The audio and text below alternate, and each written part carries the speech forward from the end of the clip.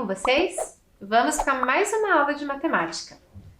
Hoje você vai precisar do seu caderno de matemática ou folha para realizar suas anotações, caneta, lápis, borracha e, se você tiver, uma régua para facilitar aqui em algumas construções que nós vamos fazer, tá bom?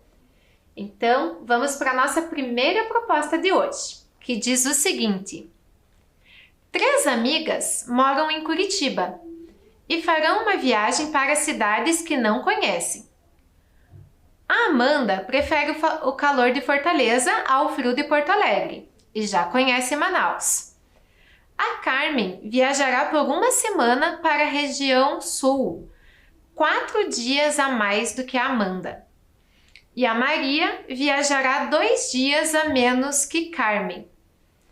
E aí, a pergunta é: Maria irá para qual cidade? E quanto tempo ela ficará nessa cidade? Então pense aí, organize suas estratégias de raciocínio e a gente já volta.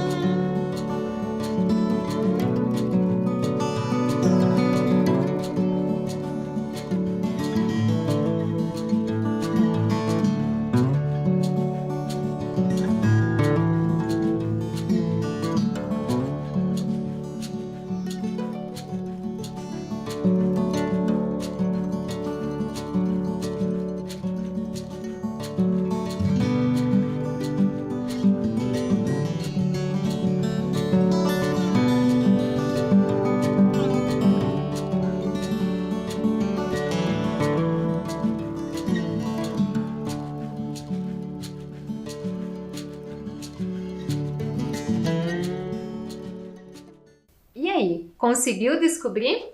Então vamos ver. Para facilitar, eu organizei essas dicas num quadro. Vejam lá como ficou. Então, vamos ver o que dizia a primeira dica. Falava que a Amanda prefere o calor de Fortaleza ao frio de Porto Alegre e já conhece Manaus. Então, vou preencher ali no quadro. A Amanda viajará para Fortaleza. Embora ela vá viajar para um lugar quente, a gente sabe que ela já conhece Manaus, né? E a viagem é para uma cidade que ela não conhece. Portanto, ela só pode ir para Fortaleza. A segunda dica diz: Carmen viajará por uma semana. Então, na próxima linha já vou colocar: Carmen viajará por uma semana, que é a mesma coisa do que 7 dias. E nesta mesma dica, também fala que ela vai para a região mais ao sul de todas as cidades que apareceram aqui. Fortaleza, Manaus e Porto Alegre, apenas Porto Alegre é na região sul. Então tá aqui, a gente já tem as informações sobre a Carmen, para onde que ela vai e quanto tempo que ela vai ficar. E nessa mesma dica, falava que a viagem da Carmen vai durar 4 dias a mais que a viagem da Amanda. Então, para eu preencher aqui o tempo de viagem da Amanda, vai ter que ser 4 dias a menos, né? Então, de 7 dias, 4 dias a menos, a Amanda vai viajar apenas 3 dias para Fortaleza. E a última dica diz que Maria viajará 2 dias a menos que Carmen. Então, vou colocar ali a Maria na última linha. 2 dias a menos que Carmen. A Carmen viajou 7 dias. 2 dias a menos vai dar 5 dias. E aqui ficou faltando a cidade. Qual seria?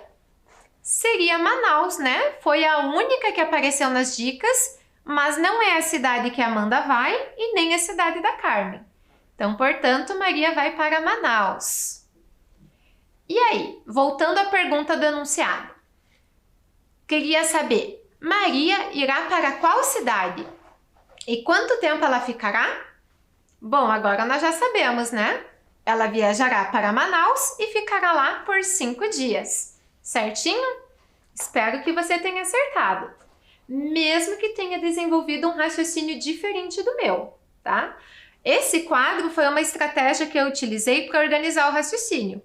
Você pode utilizar de outras estratégias que facilitem o seu raciocínio também, tá bom?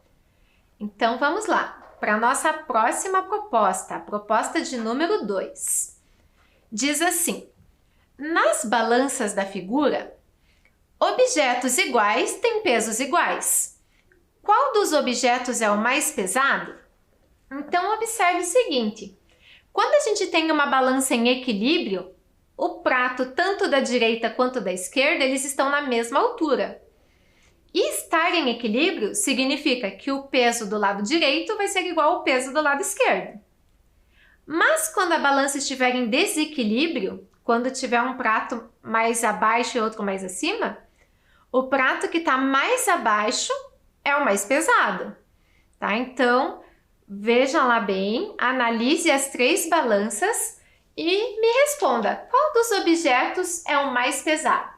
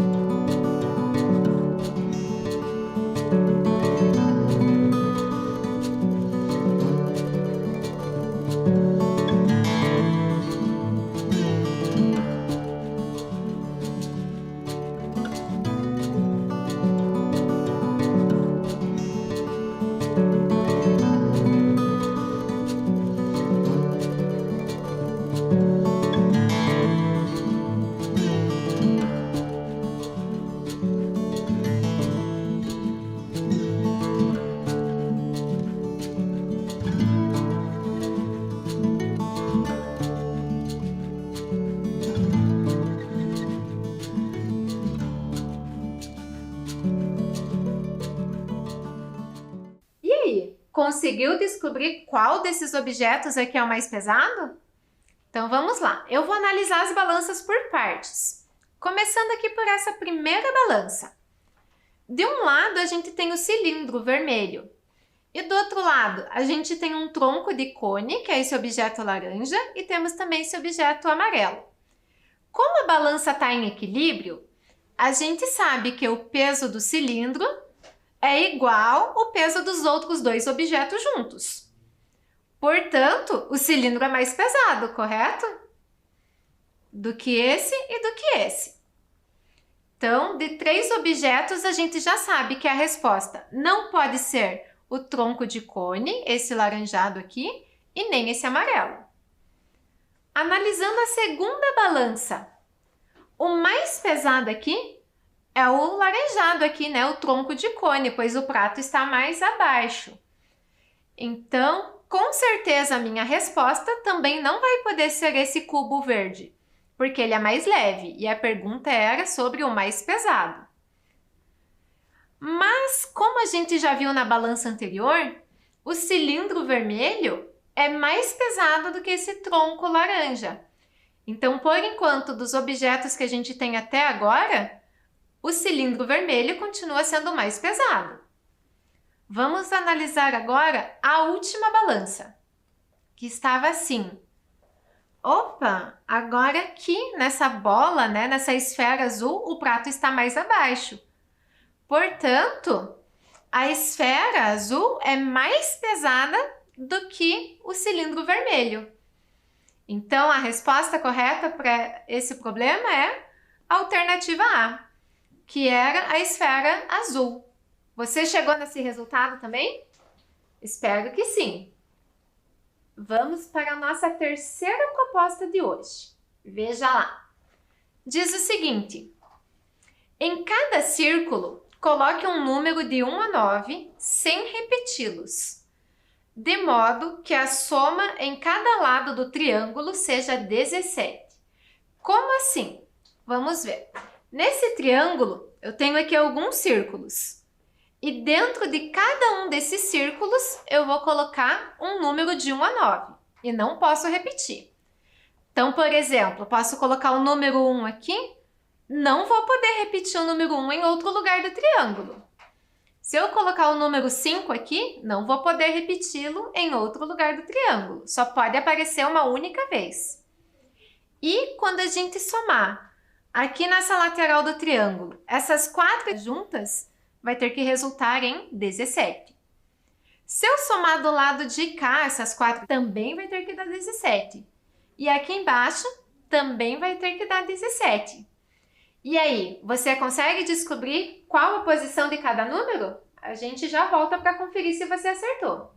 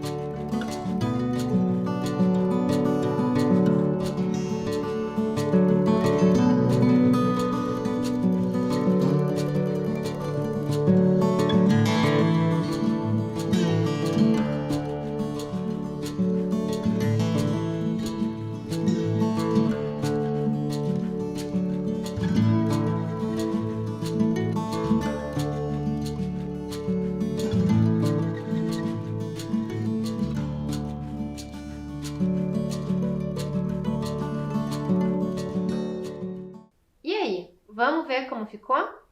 Eu vou apresentar aqui para vocês uma possível solução, tá? Mas esse problema, ele tem várias soluções possíveis. Então, veja lá como eu pensei. A gente tem que colocar os números de 1 a 9, cada um dentro de um círculo, e não vou poder repeti-lo. Então, eu vou começar aqui pelos números menores. Vou começar colocando 1, 2 e 3 nas extremidades, aqui nas pontas do triângulo. Então, ó, o 1 vai lá em cima, o 2 aqui embaixo e o 3 lá no outro canto. E eu não vou poder usar novamente 1, 2 e 3, só vou poder usar os outros números. Então, eu vou fazer aqui algumas tentativas agora. Se eu colocar o 4 aqui na linha de baixo, quando eu somo os valores, 3 mais 4 já dá 7. 7 mais 2 dá 9.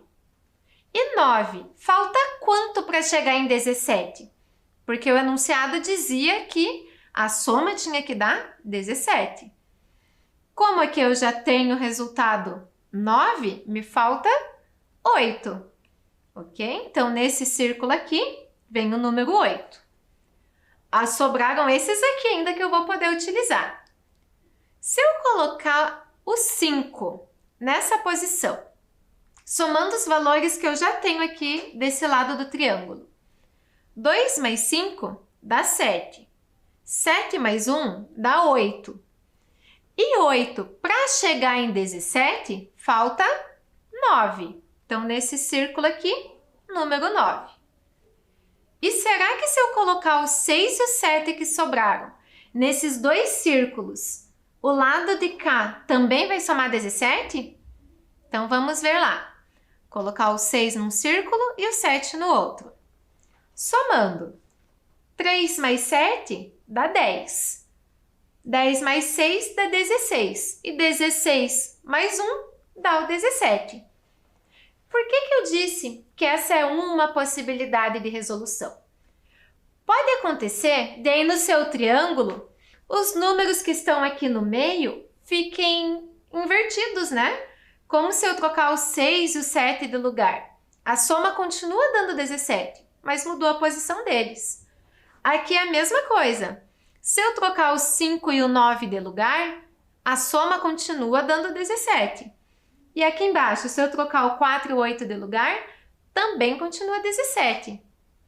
E ainda tem a possibilidade de eu rotacionar o triângulo, né? Vai que, em vez dessa posição, você virou ele aí e percebeu que os números ficaram numa posição semelhante aqui do meu. Pode ter acontecido também, tá? E isso só dá certo porque a adição, ela tem a propriedade comutativa. O que é isso? Quer dizer que se eu mudar a ordem das parcelas, eu não vou alterar o meu resultado, tá? Então, independente da ordem que eu troque aqui, vai ter que continuar dando 17. Só não vou poder mudar os números que estão na ponta, né? Porque eles contam tanto para um lado quanto para o outro. E daí ia dar muito mais trabalho, tá bom? Então, vamos agora para a nossa proposta de número 4. Diz o seguinte: Miguel e Thalita têm 15 canetas coloridas cada um. Quantas canetas Miguel deve dar a Thalita para que ela fique com o dobro de canetas do que ele? Então, vamos ver. 15 não é o total de canetas. 15 é o que cada um deles tem. O Miguel tem 15 e a Thalita também tem 15. Então, juntos eles teriam 30 canetas. E a pergunta é: quantas canetas o Miguel deve dar para a Thalita para que a quantidade de canetas que ela tenha seja o dobro da quantidade de canetas que ele tiver? Vai um tempinho aí para você pensar e a gente já volta.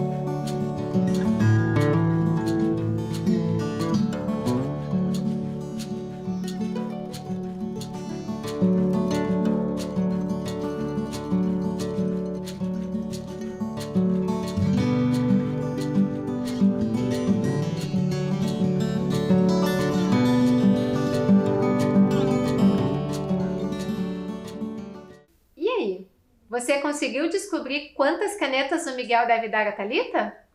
Então vamos lá. Como que eu organizei os dados aqui? Dizia no enunciado que cada um deles tinha 15 canetas. Então, se eu tirar uma caneta do Miguel, eu vou adicionar uma caneta para a Thalita. Então, o Miguel ficará com 14 e a Thalita ficará com 16. Porém, o enunciado dizia que a quantidade de canetas da Thalita deve ser o dobro da quantidade de canetas do Miguel. E aqui, 16 não é o dobro de 14. Então, a resposta que a gente está procurando não é o Miguel dar apenas uma caneta. Então, vamos fazer mais uma tentativa.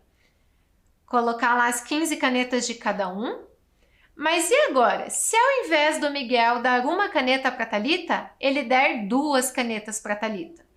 Então, ele vai ficar com 2 a menos e a Thalita vai ficar com 2 a mais. Daí, 15 menos 2 vai me resultar em 13. E 15 mais 2 vai me resultar em 17. Então, nessa possibilidade do Miguel dar 2 canetas para a Thalita, ele ficaria com 13 e ela ficaria com 17. Mas, novamente, 17 não é o dobro de 13. E a gente precisa encontrar um resultado para a Thalita que seja o dobro do resultado do Miguel. Vamos para mais uma tentativa. Se ao invés de 2 canetas, o Miguel der 3 canetas para a Thalita, então ele ficará com 3 canetas a menos e ela com 3 canetas a mais. E aí? 15 menos 3 vai me resultar em 12. E 15 mais 3 vai me resultar em 18. E aqui? O dobro de 12 é quanto? É 24, né? Não é 18. Então, também não é essa quantidade de canetas que o Miguel deve dar para a Thalita. Não é o 3. Vamos fazer mais uma tentativa. Agora, se o Miguel der 4 canetas para a Thalita, ele ficará com 4 a menos e ela com 4 a mais. 15 menos 4 vai resultar em 11. E 15 mais 4 vai resultar em 19. E agora? 19 não é o dobro de 11, né? O dobro de 11 seria 22. Então, também não é a resposta que a gente procura, dar 4 canetas para a Thalita. Fazendo mais uma tentativa. E agora, se o Miguel der 5 canetas para a Thalita? Ele vai ficar com 5 a menos, então ele vai ficar com 10. E a Thalita vai ficar com 5 a mais, então ela vai ficar com 20. E agora? Agora sim, né? 20 é o dobro de 10. Né? Se eu fizer 2 vezes 10, vai dar 20. E a pergunta era: quantas canetas o Miguel deve dar a Thalita? A gente acabou de conferir que são 5 canetas. Que daí ele ficará com 10 e a Thalita ficará com 20. Certinho? Espero que você tenha conseguido fazer. E vamos para a nossa proposta de número 5. Veja lá. A escada ao lado tem 3 degraus. Para construí-la, foram necessários 6 cubos. Quantos cubos serão necessários para construir uma escada semelhante a esta, mas com 10 degraus? Então, veja lá. Se a escada tivesse só um degrau, bastaria um cubo. Se a escada tivesse 2 degraus, bastariam esses 3 cubos. Né? Para os 3 degraus foram necessários 6 cubos. E se eu continuar aumentando essa escada para que ela fique com 10 degraus, quantos cubos eu vou precisar? Vai um tempinho aí para você pensar e a gente já volta.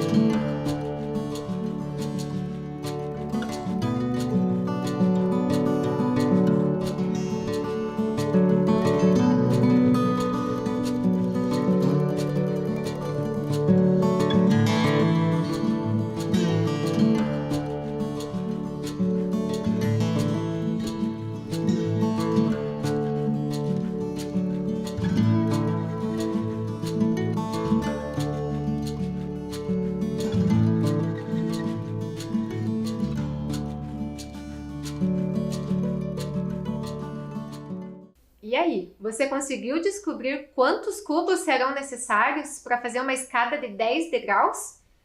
Vamos ver. Como que eu organizei aqui? Se eu tivesse apenas um degrau, eu teria apenas um cubo. Para ter 2 degraus, eu teria este mesmo um cubo mais 2, que me resultariam em 3 cubos. Para a escada que tem 3 degraus, daí eu tenho 1 mais 2 mais 3, que me resulta em 6 cubos que tem aqui nessa imagem. E agora, para eu ter 10 degraus, eu precisaria somar 1 mais 2 mais 3 mais 4 mais 5 mais 6 mais 7 mais 8 mais 9 mais 10. Eu preciso montar o algoritmo para resolver essa adição? Não. Eu posso tentar fazer mentalmente, indo lá. 1 mais 2 dá 3. Daí 3 mais 3 dá 6. 6 mais 4 dá 10. E assim por diante. Só que conforme os números vão aumentando, vai ficando mais difícil da gente fazer mentalmente, né? Então, outra possibilidade seria em ordem decrescente, começando do maior até chegar lá no 1. Então, aqui, 10 mais 9 dá 19, 19 mais 8 já me dá 27, já não é tão simples fazer o cálculo. Como que eu pensei, então? Como fazer essa adição de uma maneira mais fácil?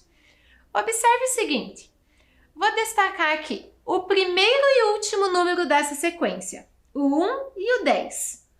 Quando eu somo eles, 1 mais 10 vai me resultar em 11. Agora, eu vou pegar o segundo termo com o penúltimo. Então, vou destacar aqui o 2 e o 9. A hora que eu somo 2 mais 9, também vai dar 11. Né? E quando eu pegar aqui o 3 com o 8, então o terceiro com o antepenúltimo, 3 mais 8 também dá 11. E se eu pegar aqui o 4 com o 7, também dá 11. E ainda, pegando os dois termos centrais ali, o 5 e o 6, juntando eles, também dá 11. É coincidência isso? Não é. Isso vai acontecer realmente. Então, ao invés de eu ter que somar todos eles numa adição enorme, eu já vi aqui que juntando nessa sequência que eu montei, vai dar sempre 11. Quantas vezes apareceu 11? 5 vezes.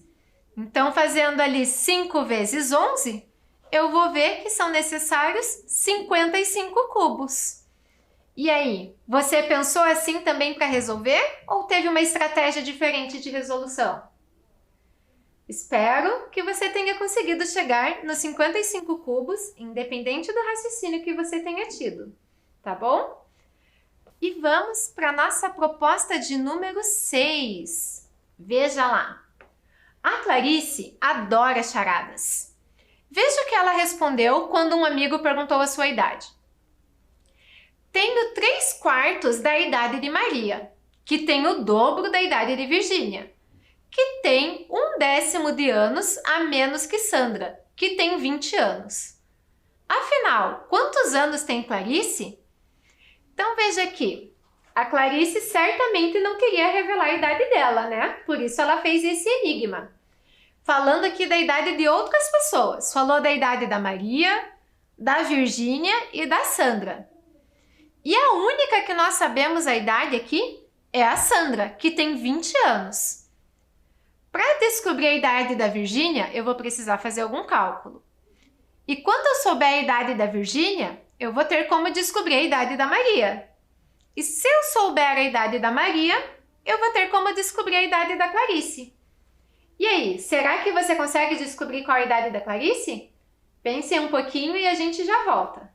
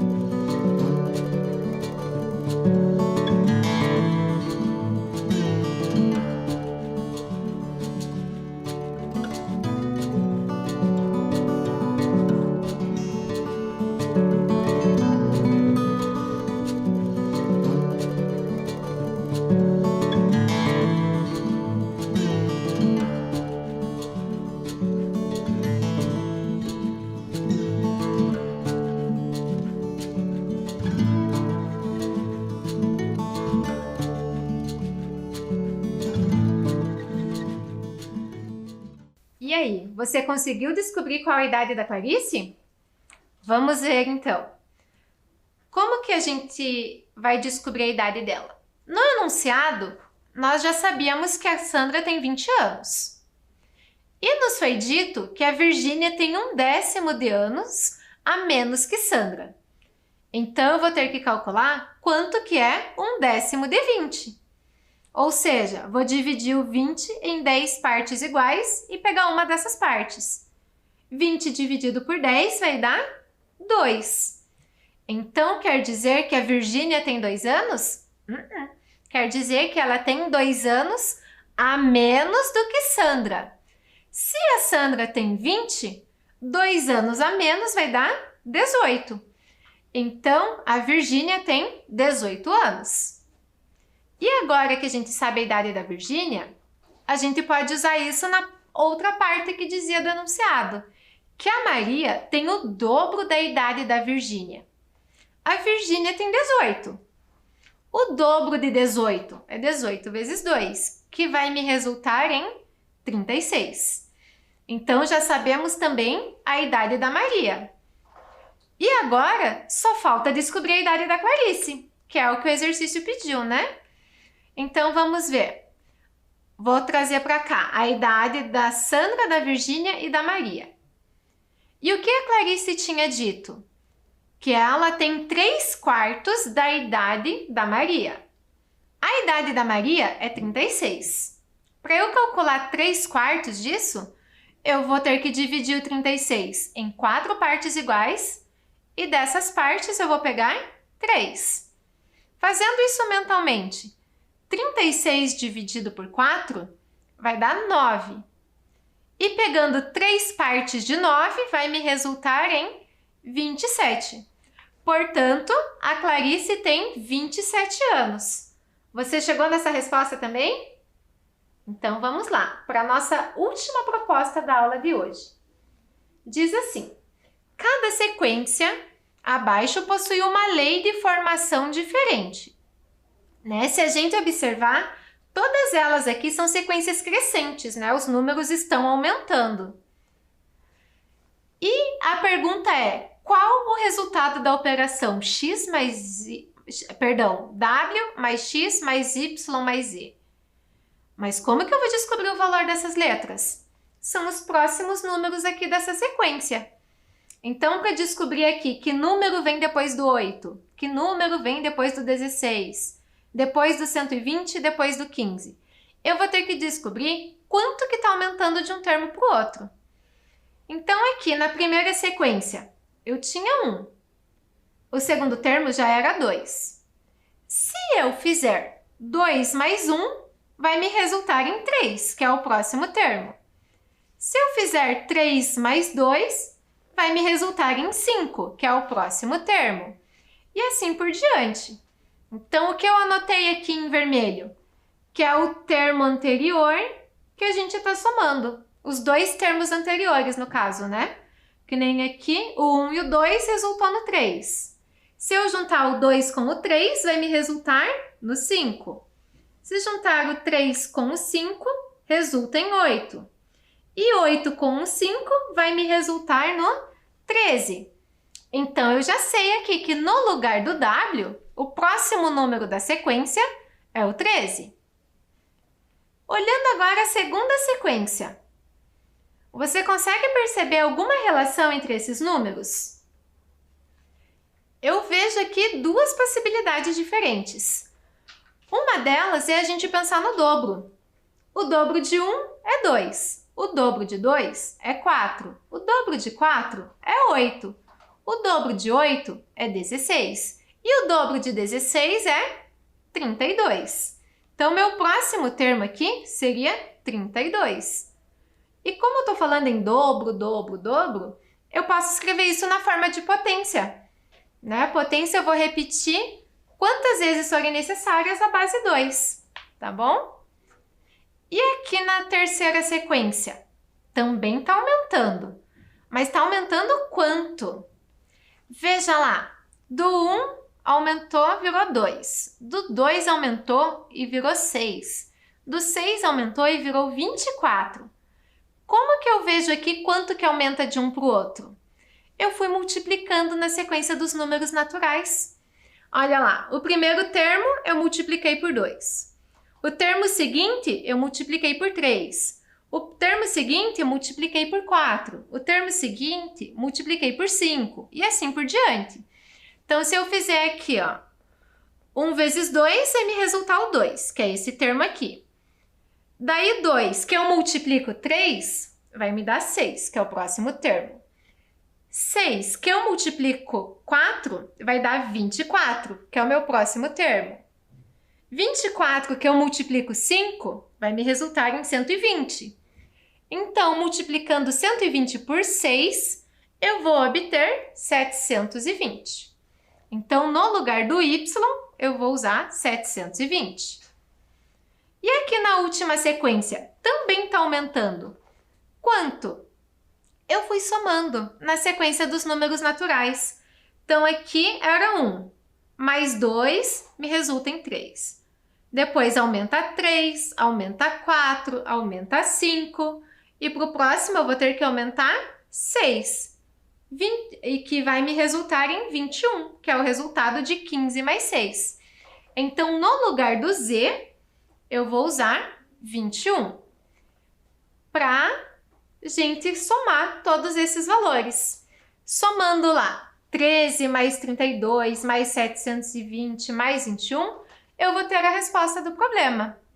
E já vou adiantar aqui para vocês que realizando essa soma, o resultado daria 786. E tinha essa alternativa lá no enunciado? Sim, né? A última alternativa. Então, tá ali a nossa resposta certa.